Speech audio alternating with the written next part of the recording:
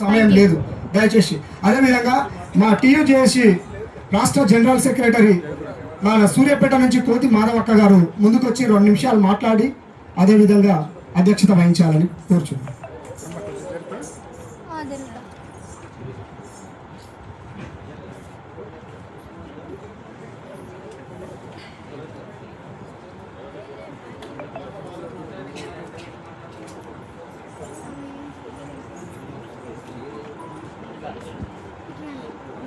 అమరులకు తెలంగాణ ఉద్యమకారుల తెలంగాణ కొరకు అమరులైనటువంటి వారికి అమరులకు నా జవహర్లు చెప్తూ ఈరోజు తెలంగాణ ఉద్యమకారుల గౌరవము, తెలంగాణ ఆత్మగౌరవము, ఉద్యమ కళాకారుల ధూమ్ధాము, మరి తెలంగాణ ఉద్యమకారుల జేఏసీ సభకు వచ్చినటువంటి పెద్దలకు, మరి ఉద్యమకారుల అన్నలకు, అక్కలకు అందరికీ నా ధన్యవాదాలు తెలియజేస్తూ, ఈరోజు మనం అందరం కలిసి ఇక్కడ ఈ సభను ఏర్పాటు చేసుకున్నది, మరి మేధావులు చాలామంది ఉన్నారు, పెద్దలు, వారికి అందరికీ తెలుసు. మరి మన వాళ్ళేమో ఎక్కువ మాట్లాడొద్దు అంటున్నారు. మరి పడ్డ బాధలన్నీ తెలంగాణలో అందరికీ తెలుసు. అవన్నీ చెప్పడానికి ఒక్కటి చెప్తాను. నేను ఒక్కటే, తెలంగాణ కొరకు నేను చావు నోట్లే తలబెట్టి తెలంగాణ తెచ్చిన అంటారు. ఎవరంటే గత ప్రభుత్వం మాజీ సీఎం గారు కేసీఆర్ గారు, నేనే తెచ్చినా, నేనే తెలంగాణ నిన్నమన్నా. కేటీఆర్ కూడా మా నాన్న తెచ్చిండు తెలంగాణ అంటే, మరి ఉద్యమం తొలి దశలో మరణించినటువంటి వారు, మరి మలి దశలో మరణించినటువంటి వారు వాళ్ళు ఎవరు? మీ నాన్న బ్రతికున్నాడు, ఇవాళ తెలంగాణకు అన్యాయం చేసిండు. ఓడెక్కినాక ఓడమల్లయ్య, ఓడ దిగినాక బోడమల్లయ్య పరిస్థితి ఏర్పడ్డది. మరి తెలంగాణ ఒక తాగుబోతు తెలంగాణ తయారైంది. ఆయన వచ్చిన తర్వాత తెలంగాణ అమరులకు కానీ, అమరుల కుటుంబాలకు కానీ, తెలంగాణ మీదకి, తెలంగాణ కొరకు రోడ్డు మీదకి వచ్చి రాస్తా రోకోలు, వంట మార్పులు, రకరకాల ఇబ్బందులు పడి తెలంగాణ తీసుకొచ్చిండు. మరి అక్కడక్కడ ఫ్లెక్సీలు పెట్టుకున్నావు నువ్వు. ఎవరు? కేసీఆర్ అన్న అక్కడక్కడ ఫ్లెక్సీలు పెట్టుకున్నాడు. ఆ ఫ్లెక్సీలలో ఒక్కసారన్నా శ్రీకాంతాచారి గారు ఎక్కడున్నా కనపడ్డదా? నకిరేకల్లో ఒక్క మీటింగ్ అయినప్పుడు ఏమన్నాడంటే, ఆయన స్వర్గస్థులైనటువంటి సాయిబాబా గారు ఒక పాట పాడితే సభ మొత్తం ఏడ్చింది. సభ మొత్తం, శ్రీకాంతాచారి తల్లి ఉన్నది ఆ సభలో. పాపం ఆమెను అందరూ ఊకుంచలేక విస్తుపోయినారు. మరి ఎటువంటి బెల్లి లలితక్క 17 ముక్కలైంది. 17 ముక్కలు ఒక బాయిలో పడేస్తే ఎవ్వరు కూడా తీసుకురాలే. ఎవ్వరు కూడా ఒక్క గద్దరన్న పోయి ఒక్కొక్క అవయవాన్ని దేవులాడుకొచ్చి మూట కట్టేసింది. వాళ్ళు ఎక్కడ పోవాలి? వాళ్ళని ఎవరన్నా గుర్తు చేస్తుండ్రా? ఇషాన్ రెడ్డి కానీ, వేణుగోపాల్ రెడ్డి కానీ, ఒక కృష్ణయ్య కానీ, వీళ్ళందరూ బలిదానాలు చేసిండ్రు వీళ్ళందరూ.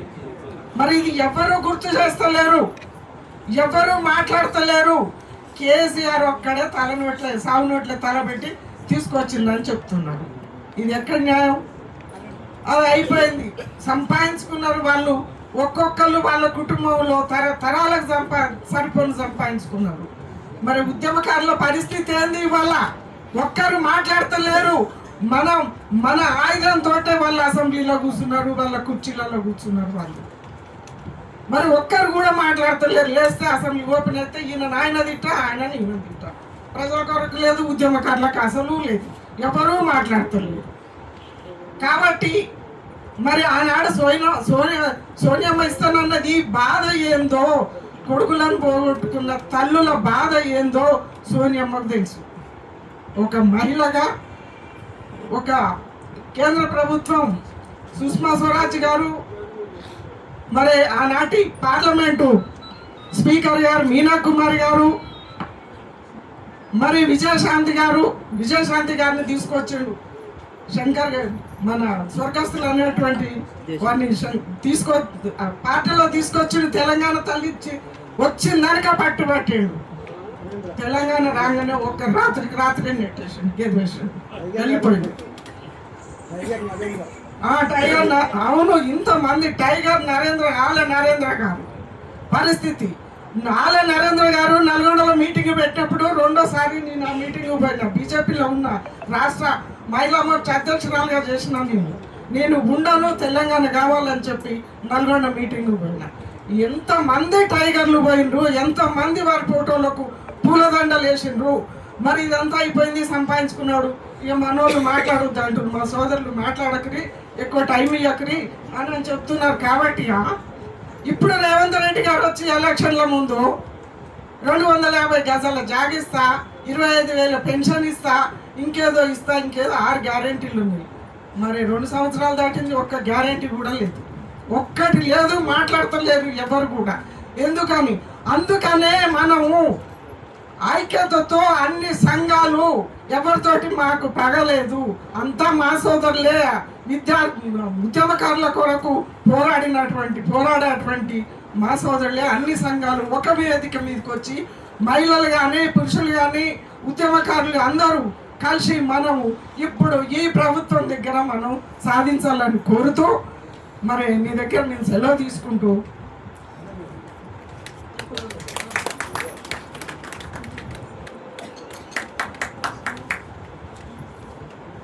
పెద్దలు గౌరవనీయులు ప్రొఫెసర్ అన్వర్ ఖాన్ గారు మరి వేదిక మీదకి వచ్చి మాట్లాడవలసిందిగా, మీ సలహాలు ఇవ్వవలసిందిగా కోరుతున్నాను.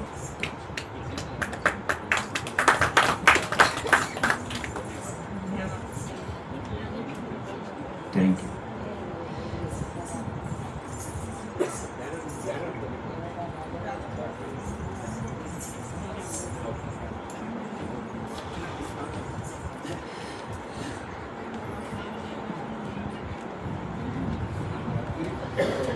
ప్రెస్ క్లబ్ ఆడిటోరియంలో ఇచ్చేసినటువంటి పెద్దలు, ఉద్యమకారులు, మరి వేదిక పైన కూడా ఉన్నటువంటి ఉద్యమ కళాకారులు అందరికీ సలాములు. చాలా ఉత్కంఠ భరితమైనటువంటి సందర్భం ఇది.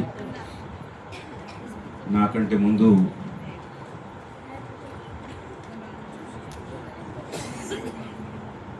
తెలంగాణ ఉద్యమకారుల జేఏసీ బాధ్యులు ఈ విషయాలపైన మాట్లాడారు.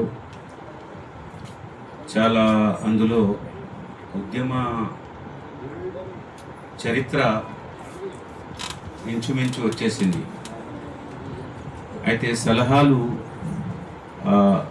ఈ సందర్భంలో ఇవ్వమన్నారు. అంటే సుదీర్ఘకాలం నడిచినటువంటి ఉద్యమంలో 2 దశలు, మొదటి దశ, రెండవ దశలో పాల్గొనే అవకాశం కలిగింది. కాబట్టి మొదటి దశలో కేవలము విద్యార్థులు ముందు భాగాన ఉన్నారు.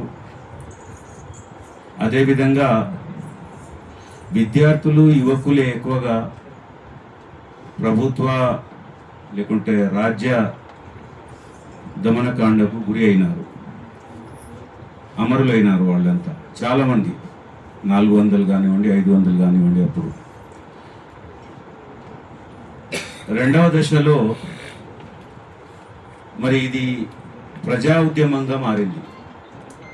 చాలా సంతోషం ప్రజాస్వామ్యంలో ప్రజా ఉద్యమం రావడం. ఆ ప్రజా ఉద్యమంలో ఉద్యమము ఏ బాటనైతే వెళ్ళిందో, నిర్మాణం జరిగిందో, ఉద్యమ నిర్మాణము, అందులో బహుశా ఉద్యమకారుల యొక్క నాయకత్వం పైన, అది ఊరి నుండి పట్టణం వరకు, రాష్ట్రం వరకు ఒక పెద్ద బాధ్యత ఉండింది. ముందు జరిగినటువంటి ఉద్యమంలో ఏం జరిగింది మన ముందు ఉండేది. కాబట్టి రెండవ దశలో కొంత జాగ్రత్త వహించాల్సి ఉండింది. ఆ జాగ్రత్త ఏంటంటే, ఇక్కడ మనం ఆత్మగౌరవం అని పదం ఉపయోగించుకున్నాం. అదేవిధంగా ఉద్యమం అనే దానికి సరి అయిన ఒక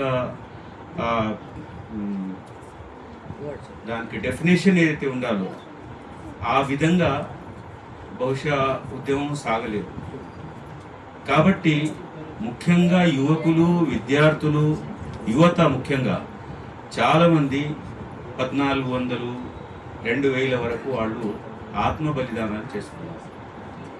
కాబట్టి ఆ సందర్భంలో నాకు అవకాశం ఎక్కడైతే దొరికిందో, ఎంతవరకు దొరికిందో, అందులో 1 పాయింట్ విషయంగా నేను వాళ్ళ మధ్యలో మాట్లాడి వాళ్ళకు ఒక ఏమంటారు ఆత్మ ధైర్యము, అంటే మనము బ్రతికి ఉండి ఉద్యమించి సాధించుకోవాలి, కానీ ఒక పిరికితనంగా మనం ఏదో సాధించడం లేదు, మనకు ఇవ్వడం లేదు అనే బాధతో మన ప్రాణాలే ఇవ్వడం సరైన విషయం కాదు. కాబట్టి ముందు మాటలో మా బాబన్న మేడం ఇద్దరు కూడా, చైర్మన్ ఇద్దరు కూడా చాలా చక్కగా విషయాలను మన ముందు పెట్టారు. అయితే పర్సనల్లీ అప్పుడైతే విద్యార్థిగా, ఆ తర్వాత టీచర్గా పాల్గొన్నటువంటి సందర్భం, రిటైర్మెంట్ తర్వాత 16 తర్వాత 4 సార్లు ఇందాక నేను, అంటే తెలంగాణలో మన ప్రభుత్వంలో, మన వ్యవస్థలో 4 సార్లు ప్రజాస్వామ్యబద్ధమైనటువంటి ఏదైతే పరికరం ఉందో మనకు ఎలక్షన్ పాల్గొనడానికి నేను ప్రయత్నం చేశాను. 2 సార్లు పాంఫ్లెట్స్ ముద్రించుకున్నాను. ఆ పాంఫ్లెట్లో మొట్టమొదటి విషయము 2 సార్లు కూడా ప్రశ్నార్థకంగా ప్రశ్న వేసుకున్నాను నేను. అప్పటి ప్రభుత్వం, అప్పుడు కేసీఆర్ ప్రభుత్వము, ఇప్పటి మన బై ఎలక్షన్లో కూడా పాల్గొన్నాను. ఆ విషయం ఏంటంటే, మొట్టమొదటిది, మీకు ఎందుకు ఓటేయాలి? తెలంగాణ రాగానే మొట్టమొదటి సీఎం దళితుల్ని చేయనందుక ఈ విధంగా 12% ఏదో అడగనిది, ముస్లిమ్స్ ఎవరు అడగలేరు 12% ఇవ్వండి అని రిజర్వేషన్. 12% రిజర్వేషన్ చెప్పి 1%, 0.12% కూడా ఇవ్వనందుక ఇలాంటిది ఈ ప్రశ్నలు వేశాను అనమాట. రెండవ విషయం, అందులో మొన్న చెప్పుకున్నది ఏంటంటే, మీరు తెలంగాణ గురించి నినాదం ఇచ్చి గద్దెక్కడానికి అన్ని వర్గాలను తమ స్వార్థం కొరకు ఉపయోగించుకున్నారు. కానీ తెలంగాణ వచ్చిన తర్వాత తెలంగాణ ద్రోహులైనటువంటి వాళ్ళు, తెలంగాణకు ద్వేషం ఉన్నటువంటి వాళ్ళు, తెలంగాణ పేరనగానే వాళ్ళకు అబ్బని అలాంటి వాళ్ళతో దోస్తీ చేసిరి. మీరు వాళ్లను తమ పార్టీలో తీసుకొని వాళ్లకు అందెలాన్ని ఎక్కిస్తుంది, మినిస్టర్స్ చేస్తుంది అందరినీ. అందుకొరకే మేము ఓటేయాలన్నా. అయితే మిత్రులారా, చాలా విషయాలు వచ్చాయి ఇక్కడ, డిమాండ్స్ ఉన్నాయి. ముఖ్యంగా మా చైర్మన్ గారు, ఆ తర్వాత బాబన్న గారు చెప్పినటువంటి ఆ విషయాలతో అన్నిటితో ఏకీభవిస్తూ డిమాండ్స్ కూడా చాలా క్లియర్గా ఉన్నాయి. డిమాండ్స్ అసలు ఇది అడక్క తిన్నట్టు అనిపిస్తున్నది. మీకు కూడా అదే అనిపిస్తున్నది. ఏంటిది, వాళ్ళు ఇస్తున్నారా, ఇంతవరకు ఇచ్చారా? వాళ్ళకి అసలు మనము ఏదన్నా చూపించాలి, అది దీని యొక్క ఎఫెక్ట్ చూపించాలన్నమాట. వాళ్ళు చెప్పినటువంటి మనం అడగలేం కదా ఈ విషయం కూడా. ఈసారి తెలంగాణ ప్రభుత్వం ఉన్నటువంటి ప్రభుత్వం రేవంత్ రెడ్డి ఆధ్వర్యంలో నాయకత్వంలో ఉన్నటువంటి ప్రభుత్వం వాళ్ళు స్వయంగా చెప్పారు కదా ఏమేమి ఇస్తారు ఉద్యమకారులకు ఏంటిది అనేటటువంటిది. కాబట్టి మీరు ఏమి ఎక్కువగా అడుగుతున్నారు? ఏం అడగలేదు. మీరు సరిపోయినట్టుగా కూడా ఏం అడగడం లేదు. అసలు ఉద్యమము నిరంతరంగా సాగేటటువంటి ఒక ప్రక్రియ. దానికి దేనికి అది అన్యాయానికి వ్యతిరేక ప్రక్రియ. మరి అది సాగుతూనే ఉన్నది కదా. సరే కొంచెం చల్లబడ్డది అటు ఇటు అయినా కానీ సాగుతూనే ఉన్నది. కాబట్టి ఇంకా ఆలస్యం చేయకుండా ఒక గోల్డెన్ ఛాన్స్ అంటాం కదా, ఆ ఆపర్చునిటీ ప్రభుత్వాన్ని చేతిలో ఉంది, దక్కించుకోవాలి. మందుముట్టి అనే పదం ఏదో ఉపయోగిస్తారు కదా ఉర్దూలో సామెతగా, ఆ విధంగా అంటే దీన్ని బయటికి వచ్చేటటువంటి ఆ అవకాశాన్ని ప్రజలకు ఇవ్వకూడదు. మరి వారి చేతుల్లో ఈ రాజ్యాంగము, మన దేశ రాజ్యాంగం అయితే అస్త్రం పెట్టిందో అది ఓటు హక్కు. ఆ ఓటు హక్కును బహుశా ఇంకా కొంచెం సరే పోన్లే, ఈసారి పోన్లే అంటున్నారేమో ప్రజలంతా. మరి దాన్ని ఉపయోగిస్తారు తప్పనిసరిగా. 10 సంవత్సరాలైనా పంపించడం జరిగింది ఒకరిని, మీకు కూడా పంపిస్తారు. కాబట్టి దయచేసి ఇప్పుడైనా తెలుసుకోండి, అర్థం చేసుకోండి. మా ఉద్యమకారులు చేసేటటువంటి డిమాండ్స్ను మీరే దాన్ని కంప్లీట్ చేయడానికి ప్రయత్నం చేయండి. మరి ఉద్యమ అభినందనలతో మీతో సెలవు తీసుకుంటాను. జై సామాజిక తెలంగాణ. Thank you sir. మీరు చెప్పిన మాటలు మాకు చాలా ఆదర్శంగా తీసుకొని ముందుకెళ్తామని అనుకుంటున్నాము. ఇప్పుడు